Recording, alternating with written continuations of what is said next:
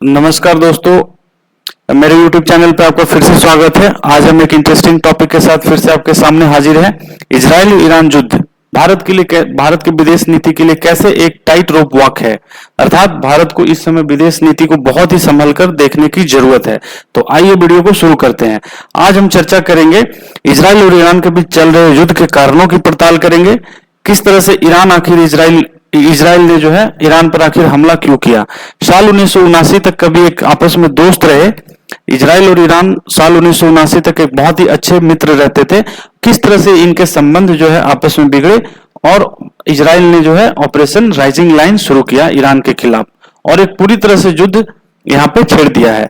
तो यहाँ पे हम देखने का कोशिश करेंगे, साथ में हम जानेंगे कि भारत का इस युद्ध में विदेश नीति किस तरह से प्रभावित होगा और जानेंगे कि भारत का आर्थिक रूप से इस युद्ध से कैसे प्रभाव उत्पन्न होगा, अर्थात भारत इस युद्ध से आर्थिक रूप से कैसे प्रभावित हो सकता है।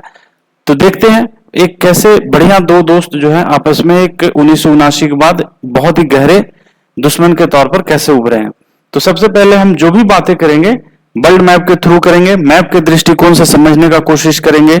हर चीज का भौगोलिक स्थिति जब आप जानेंगे तभी उसका एक ऐतिहासिक परिप्रेक्ष्य और क्यों युद्ध हो रहा है उनका कारणों की आप चर्चा करेंगे और आसानी से उन चीजों को समझ पाएंगे और आपकी एक क्रिटिकल थिंकिंग डेवलप हो सकेगी। तो आइए सबसे पहले हम ये देखते हैं, एशिया का ये मैप है। आप देखिए ईरान यहाँ पे लोकेटेड है और इजराइल यहाँ पे लोकेटेड है। दोनों आपस में बॉर्डर शेयर नहीं करते हैं, फिर भी युद्ध हो रहा है। इनके कारणों की हम पड़ताल करते हैं। आप जैसे देखते हैं यहाँ पे इजराइल देखें तो एक तरफ इनकी उत्तरी सीमा देखें तो लेबनान, सीरिया, ठीक है। इनके जो है पूरब की ओर देखें तो जॉर्डन है। इनके दक्षिणी भाग को देखें तो हमारा इजिप्ट या जिसको मिस्र कहते हैं वो शामिल है। इनके पड़ोसी देशों की बात करें तो ये है लेबनान, सीरिया, जॉर्डन और मिस्र, ठीक है। वहीं ईरान की बात करें, अच्छा इजराइल जो है यहाँ पे ये जो समुद्र आपको दिख रहा है, ये सागर जो दिख रहा है ये भूमध्य सागर है, ठीक है। और ये टॉपिक तो ऐसे भी आपको अभी इस समय इनका भौगोलिक लोकेशन जानना बहुत जरूरी है, क्योंकि यहाँ पे अभी लगातार युद्ध चल रहा है। इजराइल और गजा में युद्ध चल रहा है। इजराइल हमास जिसको बोलते हैं युद्ध, इजराइल और फलस्तीन का युद्ध जिसको बोलते हैं, वो अभी यहाँ पे काफी 3-4 महीने से चल रहा है। तो ये एरिया अभी हॉट स्पॉट है, ठीक है। मगर अब यहाँ पे ईरान की बात करते हैं। तो ईरान की बात करें तो ईरान देखिए पाकिस्तान का पड़ोसी देश है। यहाँ पे पाकिस्तान है, ये अफगानिस्तान की भी सीमाएं इससे लगती है ईरान से, तुर्किस्तान की भी बहुत बड़ी सीमा लगती है। और इसके उत्तरी तरफ बात करें, उत्तर पश्चिमी तरफ, तो यहाँ अजरबैजान और आर्मेनिया के साथ सीमाएं लगते हैं और यहाँ तुर्की के साथ सीमा लगता है। तो आप देखिए ईरान की सीमाएं फिर इराक के साथ यहाँ लगते हैं और यहाँ पर्सियन की खाड़ी है और ओमान की खाड़ी है। ये दोनों खाड़ियों से भी इनकी सीमाएं लगती है और ईरान की स्थिति बहुत ही इंपॉर्टेंट लोकेशन पे अवस्थित है। आगे हम लोग देखेंगे। यहाँ पे देखिए अभी एक न्यूज में एक बहुत ही टॉपिक चल रहा है, हॉर्मुज स्ट्रेट। ये हॉर्मुज स्ट्रेट है पर्सियन की खाड़ी और अरब सागर के बीच, या ओमान की खाड़ी, आप देख सकते हैं ओमान की खाड़ी और पर्सियन गल्फ। इन दोनों को कनेक्ट करने के लिए एक पतला सा समुद्री रास्ता है जिसे हॉर्मुज की खाड़ी कहते हैं। ये भारत के लिए खास तौर पर, भारत और चीन के लिए बहुत ज्यादा ये रास्ते बहुत ही इंपॉर्टेंट हो जाते हैं। इसलिए मैंने बोला कि ये युद्ध भारत को आर्थिक रूप से भी काफी प्रभावित कर सकता है। क्यों? क्योंकि भारत का जो पेट्रोलियम क्रूड ऑयल का इंपोर्ट है इस रास्ते से 50% इसी रास्ते से होता है। तो 50% अगर जो किसी तरह से ईरान इस रास्ते को ब्लॉक करता है या चौक करता है तो भारत की इकोनॉमी पे इसका गहरा और जबरदस्त प्रभाव पड़ सकता है। साथ ही ईरान से भारत जो है 10% क्रूड ऑयल, जितना total crude oil Bharat import करता है पूरे विश्व से, उसका 10% क्रूड ऑयल सिर्फ और सिर्फ ईरान से भारत इंपोर्ट करता है। और ये भी डॉलर में नहीं करता, ये रुपये में करता है। अमेरिकी प्रतिबंध होने के बावजूद भी ईरान से भारत अभी तक ऑयल इंपोर्ट कर रहा है। तो आप समझ सकते हैं कि भारत और ईरान के किस तरह से रिश्ते रहे हैं। मगर अभी इजराइल के साथ भी भारत की अच्छी दोस्ती देखने को मिल रही है। तो इसलिए भारत इस समय दोहरे कसम में फंसा हुआ है कि ये ईरान का समर्थन में जाए या इजराइल का समर्थन में जाए, दोनों का ही समर्थन करना या ना करना भारत के लिए काफी एक चुनौतीपूर्ण मामला बन सकता है। आगे हम लोग देखते हैं ईरान भारत के लिए और किस तरह से महत्वपूर्ण है। तो आप देखिए ये भारत है, हमारा प्यारा भारत। आप यहाँ देखिए गवादर पोर्ट, ये पाकिस्तान और चाइना के बीच जो सीपेक का निर्माण हुआ है, मैंने ये जो लाल रंग से यहाँ पे जो बनाया है ये सीपेक है। ये सीपेक में एक गवादर पोर्ट है, ठीक है। भारत ने इसकी तोड़ के रूप में ईरान की मदद से ईरान में चाबहार पोर्ट का विकास किया था।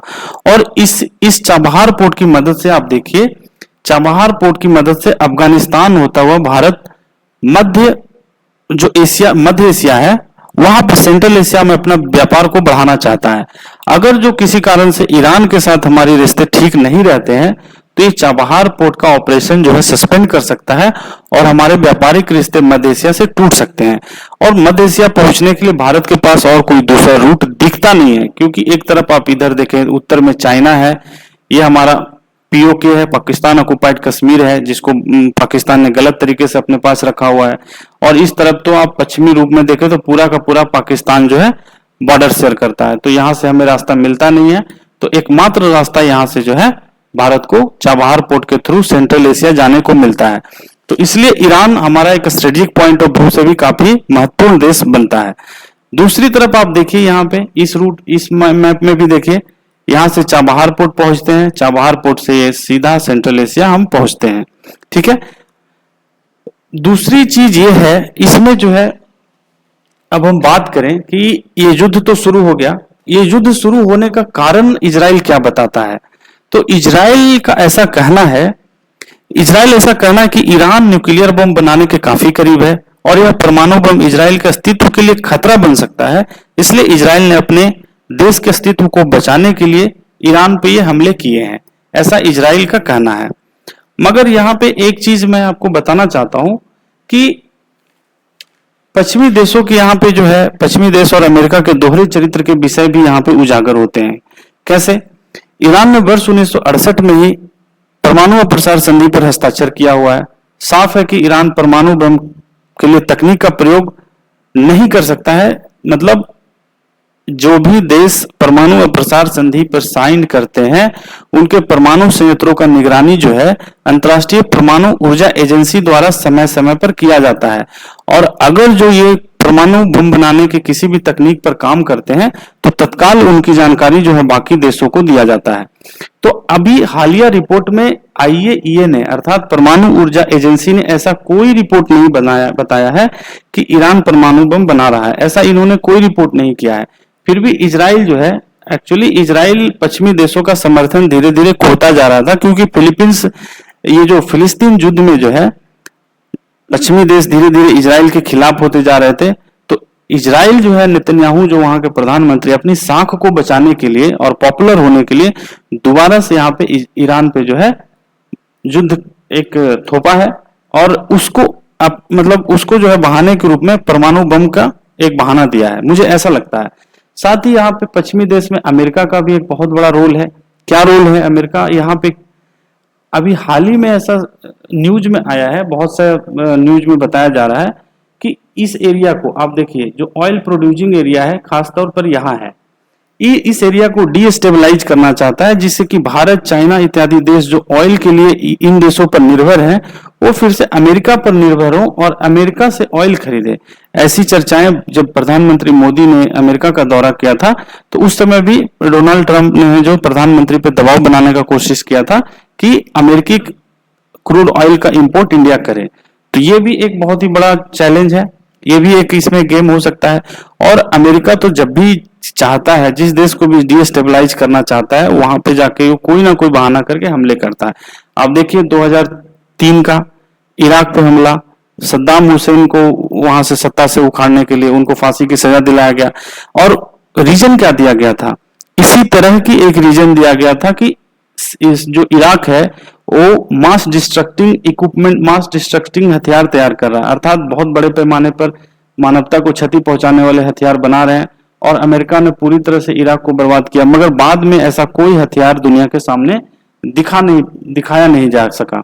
तो इसी तरह से अभी ईरान पे जो है परमाणु बम बनाने का आरोप लगाकर ईरान पे हमले किए जा रहे हैं और इसका कोई सबूत अभी तक नहीं दिया गया है।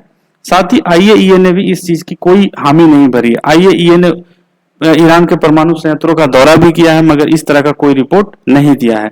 तो आप इस सारे चीजों को आप देख सकते हैं कि किस तरह से जो है चीजें विकसित हो रही है। ईरान हालांकि कुछ चीजें प्रॉक्सी वार इजराइल के साथ करता रहा, क्योंकि लेबनान ये जो उत्तरी इजराइल के उत्तर में लेबनान आता है, वहां पे ईरान में जो है हिजबुल्लाह का समर्थन करता है। हिजबुल्लाह जो कि इजराइल के साथ संघर्ष में लगातार रहता है। साथ ही सीरिया में भी रिबेल ग्रुप्स हैं जो इजराइल पे हमले करते हैं, उसको भी ईरान समर्थन करता है। ठीक है, इसी तरह से फिलिस्तीन के मुद्दे पर इजराइल हमास का समर्थन करता है। तो प्रॉक्सी वार तो चल रहा था दोनों देशों के बीच काफी समय से, मगर अब जो है ओपन वार का रूप ले चुका है। तो देखते हैं, भारत का स्टैंड यहाँ पे बहुत ही इंपॉर्टेंट हो जाता है। भारत का स्टैंड इसलिए इंपॉर्टेंट हो जाता है कि हमारे दोनों ही, इजराइल के साथ हमारी दोस्ती अब पनप रही है और ईरान हमारा एक पुराना साझेदार रहा है। तो भारत के लिए काफी चुनौतीपूर्ण हो सकता है अगर जो भारत ने ईरान के साथ समर्थन जताने में थोड़ी लापरवाही की, तो इस मौके का फायदा चीन उठा सकता है, क्योंकि रूस, ईरान और चीन ये तीनों देश आपस में मिलकर एक गठबंधन बना रहे हैं और उस चीज का भुगतान भारत को भुगतना पड़ सकता है। और इस एरिया से अगर जो चाबहार पोर्ट निकल जाता है भारत के हाथ से, तो भारत को आर्थिक रूप से भी काफी एक क्षति उठानी पड़ सकती है। आप देख सकते हैं, जैसा कि मैंने मैप के थ्रू भी बताया था, ये चाइना पाकिस्तान इकोनॉमिक कॉरिडोर जो है कासगढ़ से लेकर गवादर पोर्ट तक, ये तो इनका तो ऑल वेदर फ्रेंडशिप अपने आप को बताते हैं चीन और पाकिस्तान। और भारत का यहाँ पे जो चाबहार पोर्ट था, अगर जो ये भारत के हाथों से जाता है तो एक भारत के लिए बहुत ही बड़ा सेटबैक हो सकता है। ठीक है, और स्ट्रेट ऑफ हरमुज की बात भी हमने बताई। स्ट्रेट ऑफ हरमुज को अगर जो ईरान चौक करता है तो भारत बहुत बुरी तरह से प्रभावित हो सकता है। तो ये चीजें हैं इस युद्ध का जो बैकग्राउंड हमने बताने का कोशिश किया, मैप के थ्रू इसका पृष्ठभूमि समझाने का कोशिश किया। तो मुझे उम्मीद है ये वीडियो आपको पसंद आया होगा। वीडियो को लाइक करें, शेयर करें और मेरे चैनल को सब्सक्राइब करें। Thank you.